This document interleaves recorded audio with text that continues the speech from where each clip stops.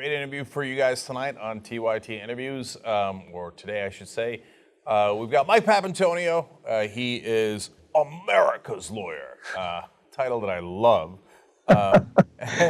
So, Pap, it's great to have you on. Also host of Ring of Fire, of course.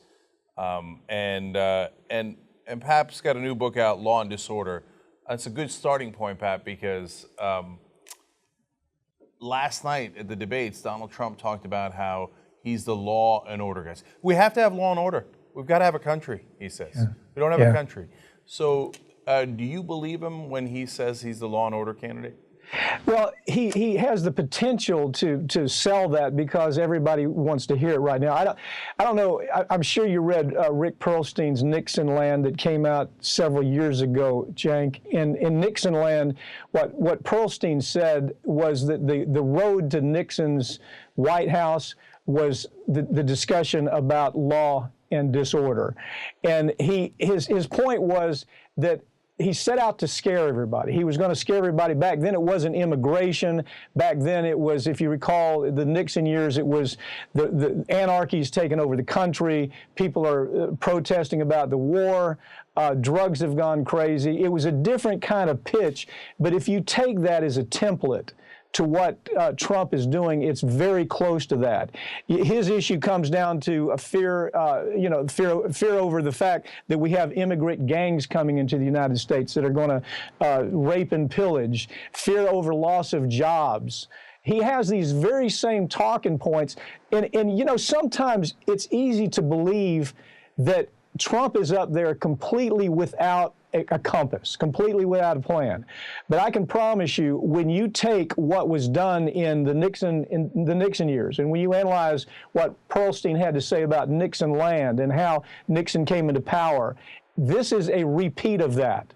The narrative is slightly different. It has to do with we got to be afraid of terrorists. I'm the guy to fix that. We have to be afraid of gang killings. Look at Chicago, 500 people killed.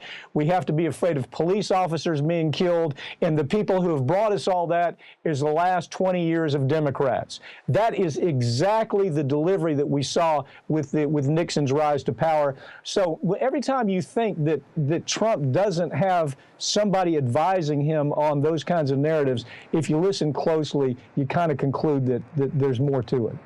Well, actually, the guy that's advising him on that is literally the same exact guy who was advising Nixon. There's your connection. It's Roger Ailes. Yeah, exactly. Roger Ailes prepped Donald Trump for this debate. Roger Ailes was communications for Richard Nixon. And it's the same playbook, no matter what the facts are, Pap. So back then, we did have significant crime. Now, 2015, there was a slight uptick in crime from 2014, making it only the third safest year in the last 20 years. And only because 2014 was so damn safe that 2015 came in third, and 2013, et cetera, also safe. We've actually lowered crime tremendously. Now, ISIS is a significant problem, but Trump says it's the most evil thing we have ever seen. I'm pretty sure the Nazis were slightly more evil. But the playbook is not tethered to the facts. And the playbook is scare the living hell out of everybody and tell them you alone can protect them. Haven't we seen that throughout history, Pat? Well, we've seen it during times in American history where there have been other issues that people have been concerned about. If you take that issue, these issues that we're talking about, and you add it to something that is more salient, something that maybe the American middle class is reacting to, if you notice the way he mixes up these discussions with things like NAFTA. And oh, by the way, yes, crime is bad. Your jobs are being taken from people from somewhere else. And Bill Clinton sent your jobs out of the country with NAFTA. And Hillary, she wants to do the same thing with TPP. So it's not the trick. I think what it is, there's an issue where it comes to trying a case, and you know this issue, and that is never go in and try to sell one solid issue. You sell the ancillary issues that merge with that very well. And I think, look, as goofy as Trump looked last night, there were times you're thinking, my God, how could this be any worse? As goofy as that was, in there was that pattern. If you listen carefully, there was that pattern. I woke up this morning and I saw a Huffington Post declaring a victory oh, this was awful. Trump is history. Hillary has won. That is wrong thinking. When in a few days, when we stand back and we see what the impact of this really was, I think we're going to be very surprised. We kind of look at this and we say, well, which person would do better in front of the UN, for example? Well, obviously, Hillary's going to do better in front of the UN. She's going to be an impressive person in front of the UN. Trump's going to be a clown. But the truth is, Trump's followers, his base, would rather not have a UN at all. So it doesn't make any difference as you analyze all this. And so last night was very tough to follow. I think the pundits did a reasonably poor job. I thought there were a couple of pundits I thought did a good job in saying, you know what? You got to call a winner here. If I'm calling a winner, I'm calling Trump. I'm calling a winner on Hillary. Does this make any difference in the polls? Probably not. If it is, it's soft at best. And I think that's what I came away with, because this fear card, as we're talking about, law and order, it's still selling. So, Pat, you won just about every award there is to win in the legal field. Your nickname's America's Lawyer. So I'm going to ask you to take on that role, but in the political sphere. And let's play a fun hypothetical game. So, and the first task is fairly hard. If you were advising Donald Trump, if he was your client, now he's got all those skeletons in his closet. He did the Bertha thing. He won't release his tax returns. You got a tough client here. How would you advise him to perform in a debate like this? What would you tell him to do and not do? Well, I think you have to with Trump. You can't over-intellectualize, because most of his followers are anti-intellectual. And so when Trump tries to really argue basics, when he moves away from his demagogue role, anytime he does that, he's hurting himself. Interesting thing, and the reason I say that, Cenk, is if you take a look at his pattern. Let's take the debate and make it a broader sense. My advice would be, do in the debate what you're doing day to day out on the stump, because it seems to be working, and that is this. Move from outrageous statement to outrageous statement. Because if you look at what he's doing day to day, he makes an outrageous statement on Monday. The corporate media comes in like little lemmings to try to do their awful analysis of what just happened, but by Tuesday he's moved on to another awful statement, and it's almost like a cage match of wrestlers. You really can't thread a needle with anything Trump is trying to do. So whoever is advising him that, whether it's just his natural persona, which I'm sure it is, but who's advising him is saying, do not try to over-intellectualize with Hillary Clinton. That, unfortunately, as sad as that is, that would be the advice I would give him, because he doesn't have the ability to do it. He doesn't know the issues as well. We saw it last night when he had wonderful opportunities to take that he did not take, because he simply wasn't armed with the ability to do that. He had the ability to talk about Hillary's Wall Street background, but he wasn't really armed to do that. So you almost have to take this demagogue character and you have to say, keep moving, move to A, move to B, move to C, keep them guessing, and that's the best you can do with a candidate like that. It's like having a witness on the stand that you know you're never going to really get to be able to be the most capable witness. That's the type of advice you would give them. That's really interesting. It's almost taking the fifth, but only on his defense. So don't bother trying to defend yourself, because you're not going to be able to do it. You don't have the intellectual capacity, and plus you're wrong. So just stay on the offense. Exactly. Exactly. And you've seen it as a lawyer, Cenk, so have I. I have to, unfortunately, use it sometime in court. I'll have a witness that burns down on cross-examination and on redirect. What I'm trying to do is I'm trying to reinvent the demagogue issues that he raised on direct. And so it's called a rebuild, it's called rehabilitation, and it's a technique that is used in the courtroom, and certainly it's a technique that could play itself out with Donald Trump if he does it right. Okay, now let's turn to Hillary Clinton. If you're her lawyer and you're giving her advice on how to prosecute the case against Donald Trump, defend herself, however you think is the right way to play it, what would you tell her?